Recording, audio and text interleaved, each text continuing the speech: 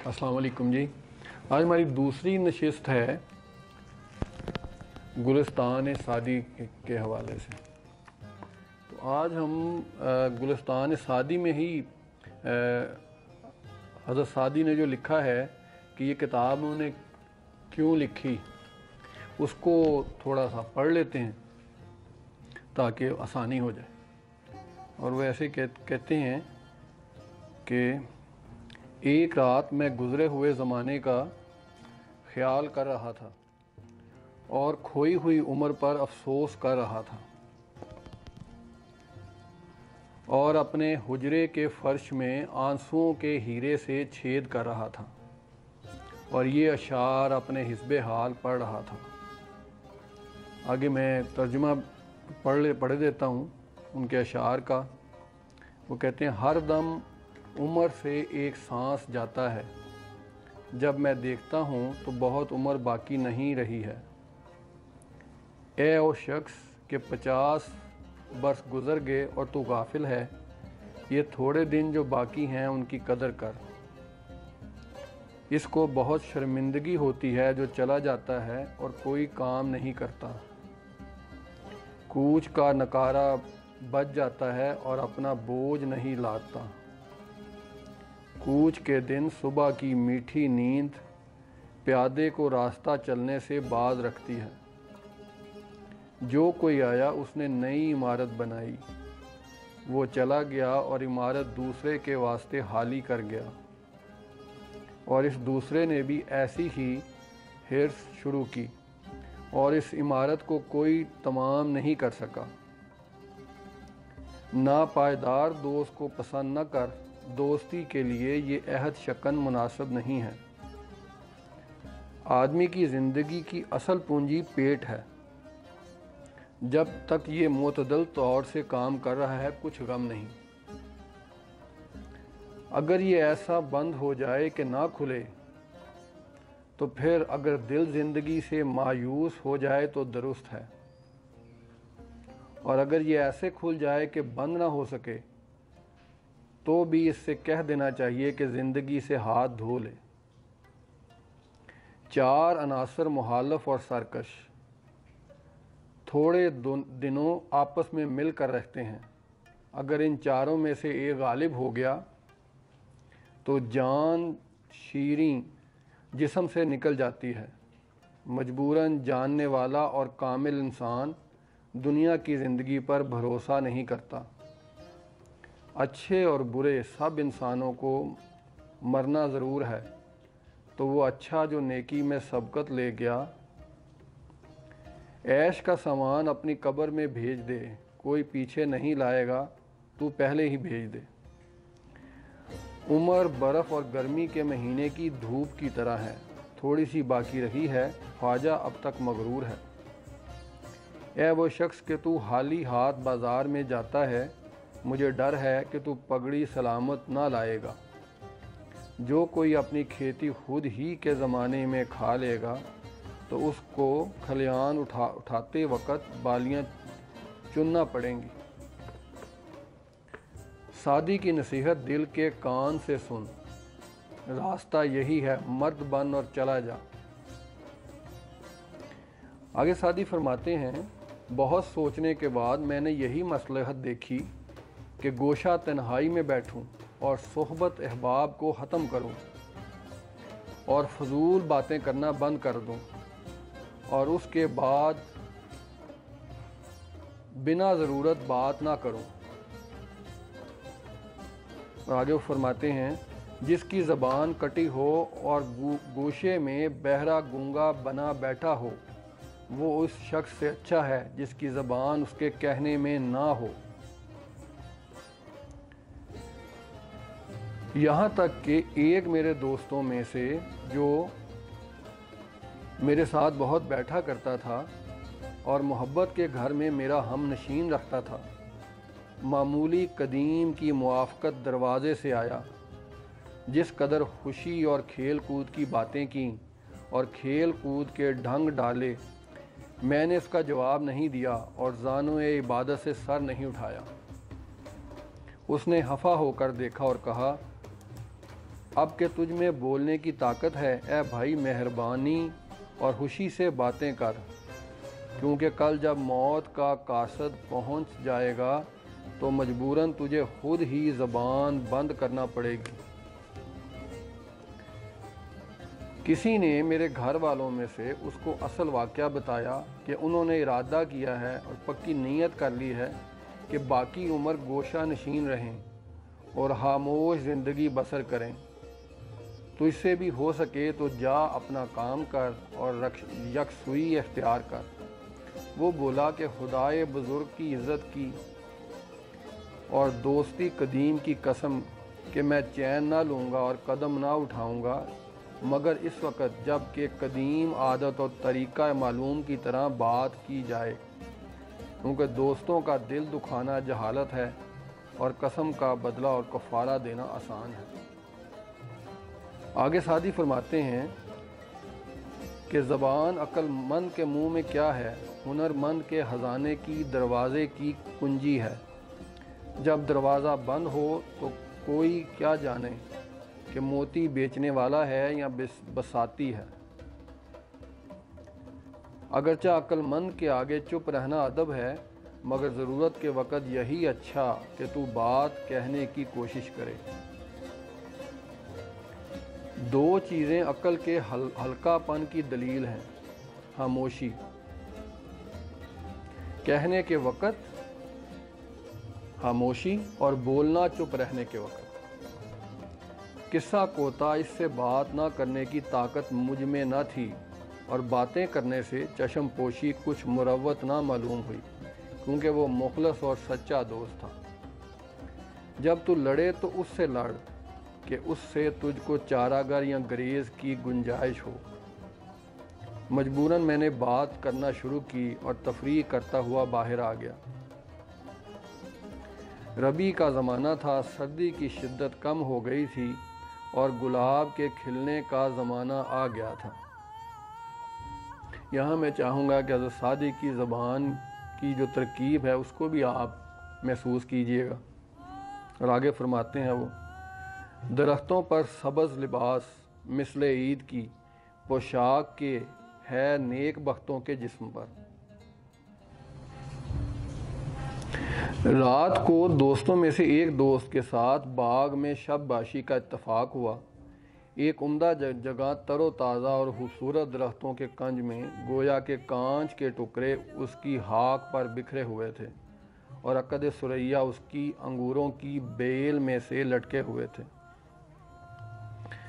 صبح کے وقت جب ٹہرنے کے ارادے پر واپسی کی رائے غالب آئی تو میں نے اپنے دوست کو دیکھا کہ گلاب اور ریحان اور سنبل اور زمیران کے پھولوں کو جمع کر کے دامن بھر لیا ہے اور اسی صورت میں واپسی کا ارادہ ہے۔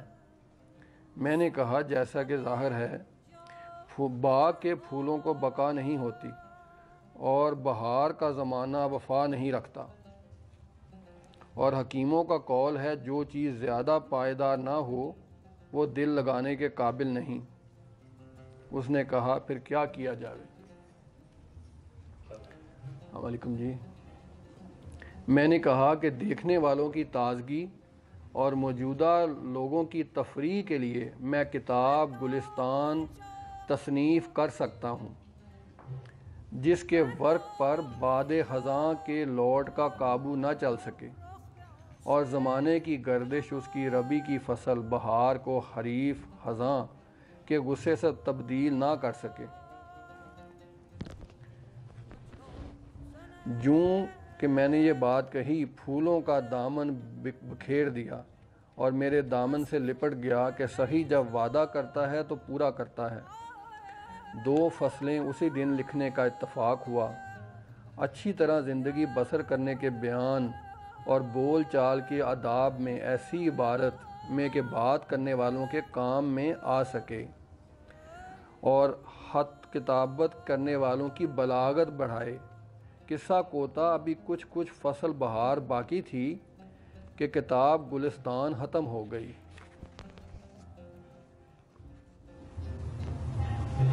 آگے وہ فرماتے ہیں کہ نظر کی گہرائی نے کتاب کی ترتیب اور بابوں کی تہذیب میں اختصار سخن کو مصلحت سمجھا، یہاں تک کہ خاص اس گنجان باغ اور گنے گلزار کے لیے بہشت کی طرح 8 دروازوں کا اتفاق پڑا، اور اسی سبب سے یہ مختصر ہے تاکہ کدورت نہ پیدا ہو۔ اور وہ 8 باب گلستان کے ایسے گنواتے ہیں: پہلا باب بادشاہوں کی عادت میں سے ہے، دوسرا باب درویشوں کی عادات میں سے ہے، تیسرا باب قناعت کی بزرگیوں میں ہے، چوتھا باب چپ چپ رہنے کے فوائد ہیں، پانچواں باب جوانی اور عشق کے بیان میں، چھٹا باب ضعیفی اور بڑھاپے کے بیان میں، ساتواں باب تعلیم کے اثرات کے بیان میں، آٹھواں باب صحبت کے آداب کے بیان میں۔ یہ حضرت سعدی نے بتایا کہ انہوں نے کتاب کیسے لکھی۔ جب یہ کتاب شروع کرنے کا میں نے بنایا یہاں اور تیمور صاحب سے مشورہ کیا تو طے یہ ہوا کہ جو حضرت سعدی نے لکھا ہے ہم صرف وہی پڑھیں گے، تاکہ جن الفاظ کو انہوں نے استعمال کیا ہے ہم اس سے لطف لے سکیں اور اس کو آرام سے پڑھ سکیں اور سن سکیں۔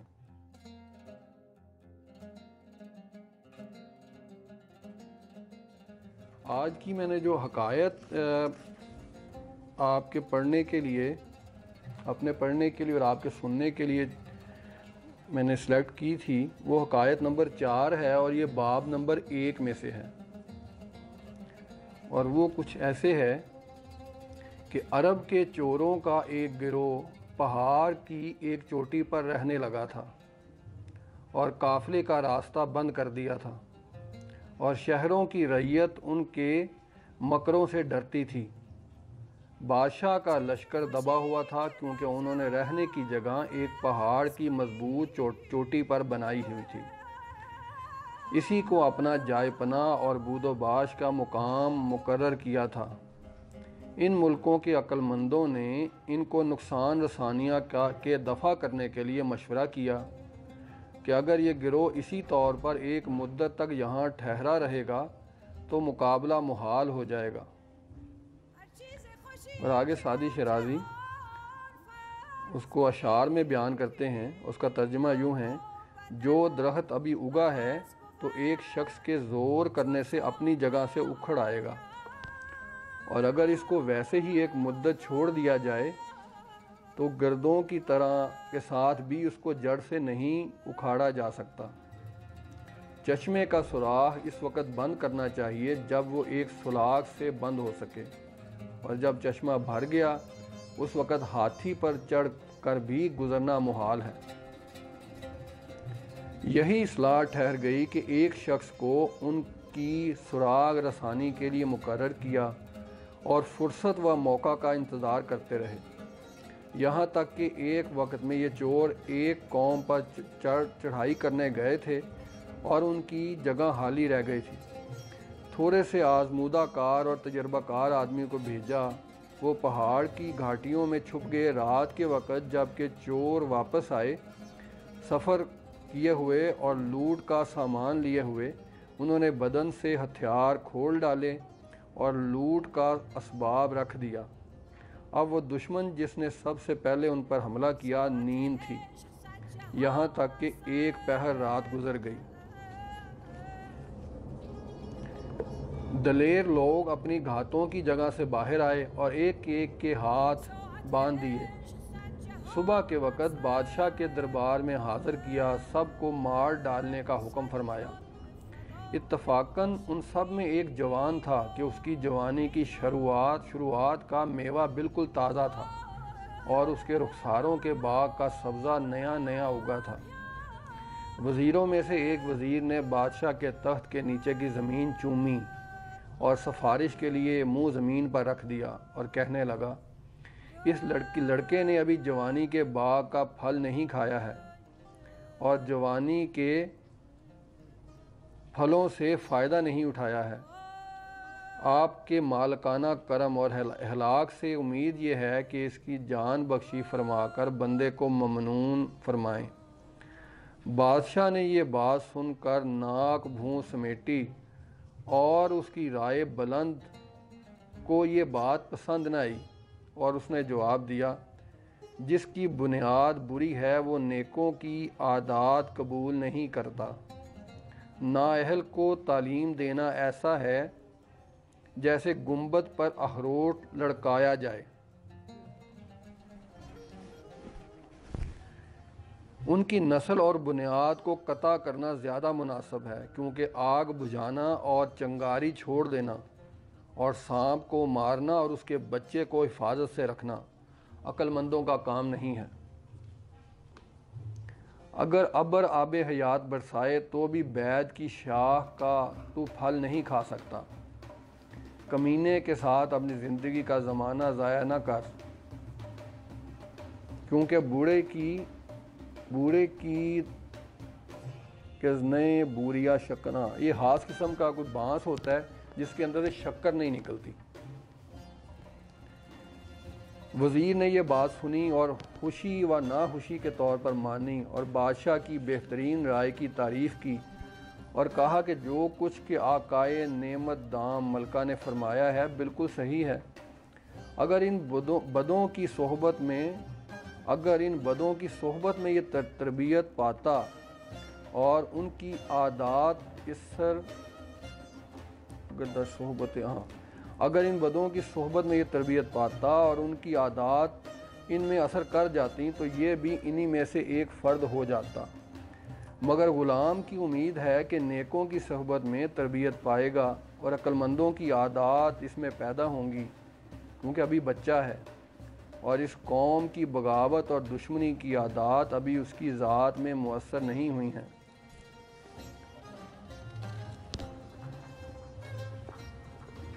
اس نے یہ کہا اور بادشاہ کے بے تکلف مصاحبوں کی ایک جماعت نے سفارش میں اس کا ساتھ دیا، یہاں تک کہ بادشاہ نے اس کے قتل کا ارادہ چھوڑ دیا اور کہا، میں نے جان بخشی کر دی، اگرچہ یہ بات مجھے مصلحت نہیں معلوم ہوئی۔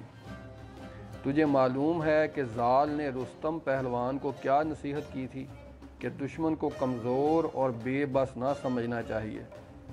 ہم نے بہت سی مرتبہ یہ دیکھا ہے کہ چھوٹے چشمے کا پانی جب زیادہ ہو گیا تو اونٹ اور بوجھ کو بہا لے گیا۔ قصہ کوتا، لڑکے کو ناز و نعمت کے ساتھ پرورش کیا اور ادب سکھانے والے استاد کو اس کی تعلیم کے لیے مقرر کیا، یہاں تک عمدہ طور سے بات کرنا، سلیقے سے بات کا جواب دینا اور بادشاہوں کی خدمت کے آداب اس کو سکھائے، اور سب لوگ اس کو پسند کرنے لگے۔ ایک بار وزیر کچھ اس کی اچھی عادات کا ذکر بادشاہ کے سامنے کر رہا تھا اور کہہ رہا تھا، عقل مندوں کی تعلیم نے اس میں اثر کیا ہے اور قدیم جہالت اس کی عادت سے دور کر دی ہے۔ بادشاہ کو اس بات سے ہنسی آئی اور کہنے لگا، آخرکار بھیڑیے کا بچہ بھیڑیا ہوگا، اگرچہ آدمیوں کے ساتھ رہتے رہتے بڈھا ہو جائے۔ 2 برس اسی بات کو گزر گئے۔ محلے کے بادشاہوں کا ایک گروہ اس سے مل گیا اور دوستی کا عہد ہو گیا، یہاں تک کہ موقع پا کر وزیر کو اور اس کے دونوں بیٹوں کو مار ڈالا اور بہت سا مال اٹھا لے گئے، اور باغ کی جگہ چوروں کی گھاٹی میں رہنے لگا اور باغی ہو گیا۔ بادشاہ نے حسرت سے انگلی دانتوں میں دبائی اور کہا، اچھی تلوار برے لوہے سے کوئی کیسے بنا سکتا ہے؟ اے عقل مند، نالائق تعلیم دینے سے لائق نہیں ہو سکتا۔ بارش کہ جس کی طبیعت کے لطیف ہونے میں کسی کو اختلاف نہیں ہے، وہ باغ میں لالا اگاتی ہے، اور وہی بارش زمین میں گھاس پھوس۔ ہر زمین سنبل پیدا نہیں کر سکتی، اس میں کوشش کا تخم ضائع نہ کر۔ نیکی بدوں کے ساتھ کرنا ایسی ہے جیسے نیکوں کے ساتھ بدی کرنا۔ یہاں آ کر یہ حکایت مکمل ہوتی ہے۔ حکایت نمبر 4 جیسے میں نے پہلے آپ کو بتایا کہ یہ پہلا باب ہے۔